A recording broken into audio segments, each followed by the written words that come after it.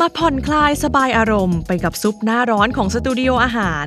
ซุปเบาท้องนี้เหมาะกับมื้อกลางวันช่วงหน้าร้อนจริงๆเปี่ยมไปด้วยสารอาหารจากเซเลอรี่ซูกินี่สดและผักอร่อยๆอย่างอื่นอีกมากมายที่จะช่วยให้คุณคลายร้อนได้